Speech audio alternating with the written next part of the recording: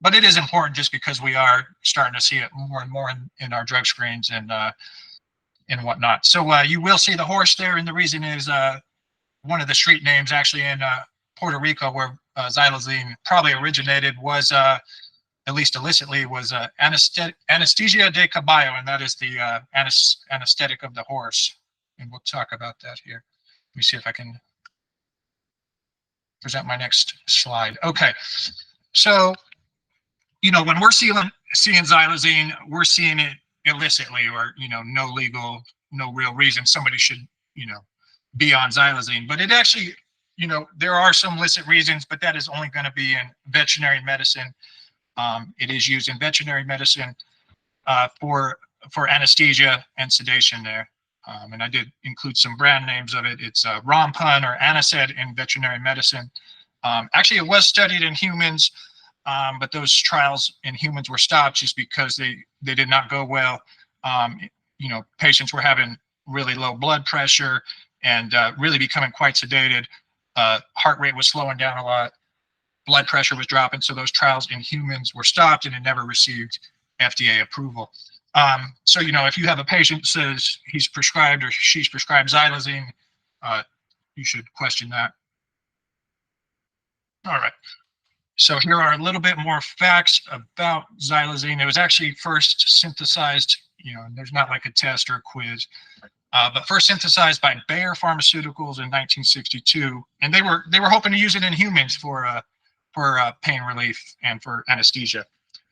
But again, those trials didn't go well. So, we hear it a lot. We know it's a sedative. So when we think of other sedatives, we're thinking like Xanax, Klonopin, Valium. We've heard of, those are benzodiazepines. Actually, xylazine is actually going to be alpha-2 adrenergic agonist, and that is the same medication class as clonidine, actually. So, I probably wouldn't tell patients that, xylazine is like clonidine, just because they might stop taking their clonidine. But so if you look here, you have the two structures. This top one is actually xylazine. Can you see them in the white? That top one is xylazine. Bottom structure, pretty similar, is going to be clonidine, but you can see how similar they are. It only takes a couple changes in a bond or the addition of a chloride molecule to change the drug pretty significantly. And just to know, we use clonidine for people for high blood pressure, and it is actually given for cancer pain in the spine. Okay. So xylazine, we first started seeing it in Puerto Rico in the early 2000s, and then actually it's was started being seen in Philadelphia. And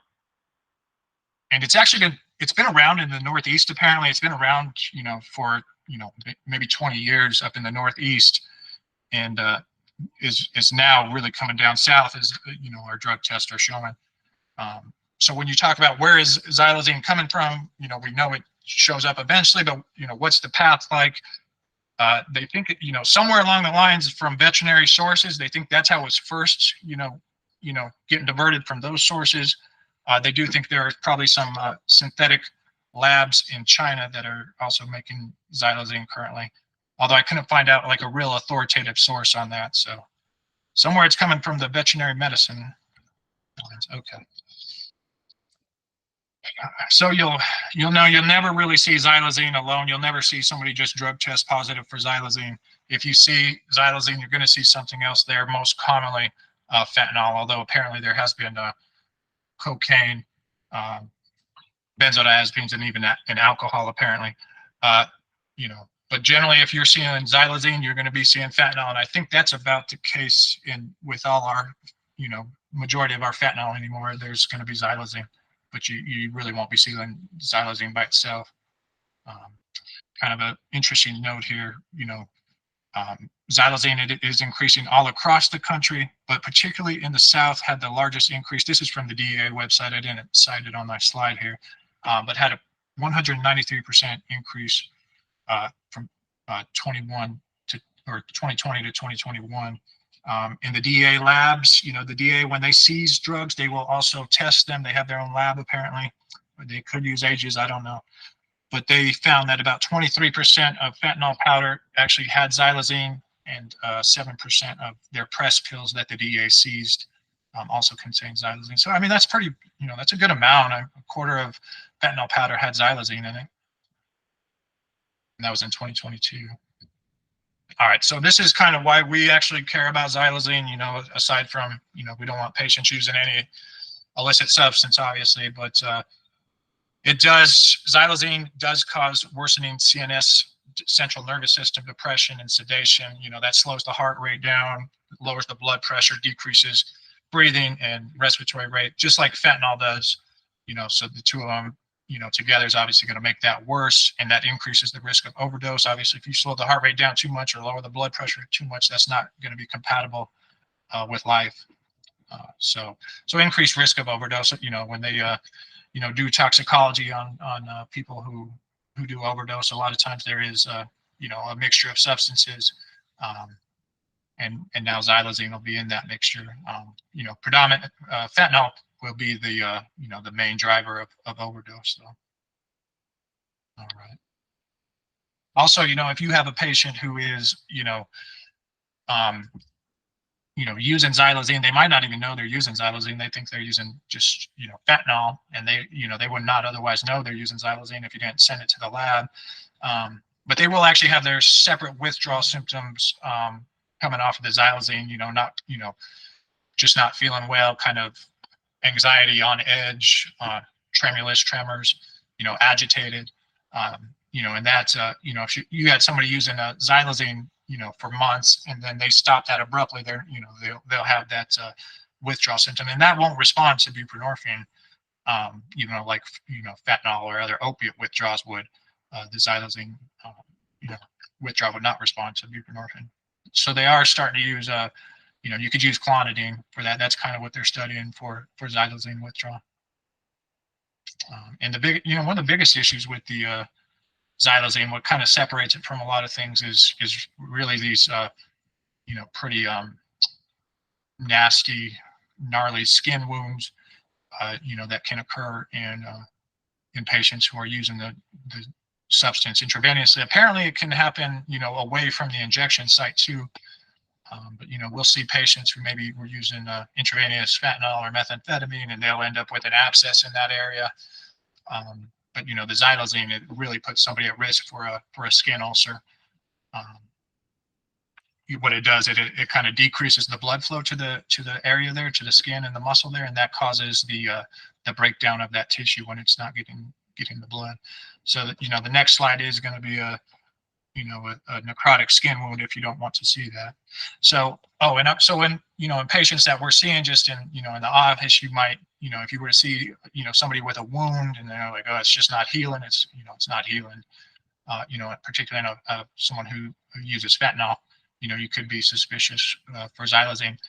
Right now I have there's a patient who uses fentanyl intranasally, and he's been having these ongoing sinus issues, and just really congested and real nasally. Now he's saying he's had some bloody nasal discharge, and he had coronavirus last week, and it's and so he's kind of, that would be a reason to have some sinus issues. But I'm actually getting more concerned that he's going to have a xylazine, some tissue damage from intranasal use of xylazine, which he did not know he was using with the fentanyl. So it'll be interesting. And there is a wound. This is a 32-year-old male with a reported a 1 month long enlarging chest wound. He was using a fentanyl injection to the neck and arm. So there you see that necrotic tissue. When you say necrotic, just dead tissue there, and that's that black eschar leathery like tissue there. And this is probably after he's had some looks like enlarging, but maybe also some surgical intervention here to clean that wound and then and repair it and graft it. And that, I believe, is his injection into the arm there. So as xylazine becomes more prevalent, most likely the skin lesions will also. This is just kind of from Connecticut. It was kind of all it really highlights is that xylazine is becoming more common. So in Connecticut there was about 1,200 deaths from on toxicology reports, unintentional overdoses. And in 2019, about 6% of those did test positive for xylazine. So, I average that out. That's about a little over 3 deaths a day. Excuse me, 3 deaths a day in one state, and that's not the most populated state. So, and then you look a year later, they studied it from January to July. So just half of the year, there was a little bit more overdose deaths, but what really went up, at least more overdose deaths in a period of time in 6 months, was the numbers for xylazine in that period of time doubled. So that's just kind of showing there's more xylazine prevalent in the supply, the illicit drug supply.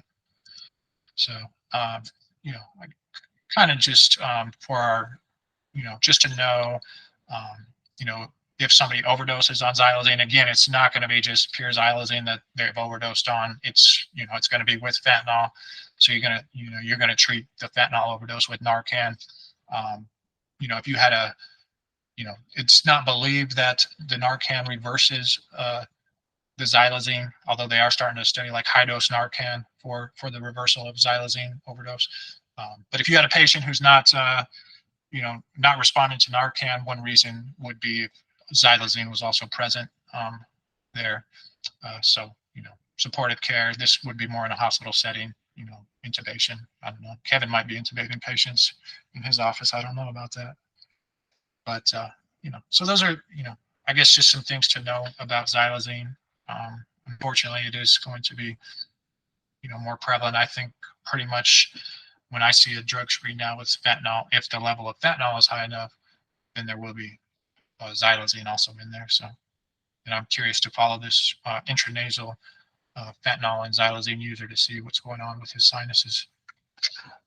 So I don't know. That's kind of what I got on xylazine. I don't know. Do you guys have any questions or anything you want to mention on it? Can you hear me still? Hopefully everyone can hear me. Let me Great stop presentation, Sam. Really good presentation. I think we have seen some instances of this in the community where the rescue Narcan isn't working. So that's kind of the take-home message is somebody's unresponsive, dial 911 and really start to get ready to do compressions if the Narcan isn't working, and they got to get to the ICU. So. Yeah, so pretty crazy. But, I guess, I was actually talking to my FedEx, the guy who delivers FedEx, and he was asking what I did. And, we started talking about fentanyl. And he was like, is there even a legal use of fentanyl? And, fentanyl did start legally. And, a lot of times I think we forget these drugs. Actually, they do have a reason they're out there. But xylazine, there's no reason for the use in people. And there are reversal agents actually in the, in the animal medicine that are approved to reverse xylazine, but those are not approved for people actually. So, and I don't know, but it is interesting. It was interesting to me that, because we think about it and like, we know benzos are sedatives, like Valium, Klonopin, xylazine actually most closely related to clonidine, which we do see a lot of clonidine use, but of course that's approved for use in people. So, I don't know. Hopefully it helps as we see, more and more xylazine. I was not super familiar with it. I'm still not, but I'm trying to get more and more familiar with it. Are there any other questions? No, Sam, that was a great presentation because I had started studying up on it a little bit because when I came back from vacation in July, all of a sudden there was about 3 or 4 patients here, and I had never seen it before. And so, I think 2 of them were mine. It was that couple, and so I just tell you, it just ups the ante a lot. We're just losing so many people. And and when you tell them that, they, we give them the facts, we give them the information, but it's always, it may happen to somebody else, but not me, because you don't know what you're getting. Because you get meth, you say, well, I don't use opiates. Well, now it's a lot of, the fentanyl and stuff is mixed with the meth. So you really don't know what you're getting now. Years ago, what I bought is what I got. Now you don't know what you're getting. And so appreciate that. That was awesome. To that point about adulterated drugs out in the community, illicit drugs, we are, for our harm reduction team that really is across North Carolina, we are purchasing some xylazine test strips. Right. This is obviously for the harm reduction, our outreach to the unsheltered population. It's not obviously something that you use in a treatment organization, but for our outreach at the community level, we are seeing now the need for xylazine test strips, similar to when we were finding the need for fentanyl test strips. People were using substances that were adulterated with illicit fentanyl. Now we're seeing, like you said, people don't know what they're using and they're dying from it. So I appreciate you all joining me today. I wasn't sure I'd be alone or not. I think Sheila has her hand up, Sam. Sheila, of course. What's on your mind? Sam, that was a fantastic presentation. Question: is there anything that counteracts a xylazine overdose? Because I know I've talked to some of the EMS personnel, and they say that Narcan won't bring it back. Right. For humans, there's really nothing approved, but you'll give the Narcan just because it is always with, associated with the fentanyl. And then, so then you have to be prepared for somebody who's, not breathing and the heart may stop. And that is, CPR and then transport to the hospital. So, but yeah, you would still give the Narcan, but you wouldn't, that it might not work for the xylazine. So you're ready for, with CPR, which I know you guys are certified. Thank you. Yeah. So at this point, we'll go ahead and turn the recording off. We want to thank Sam for creating this presentation for us. It's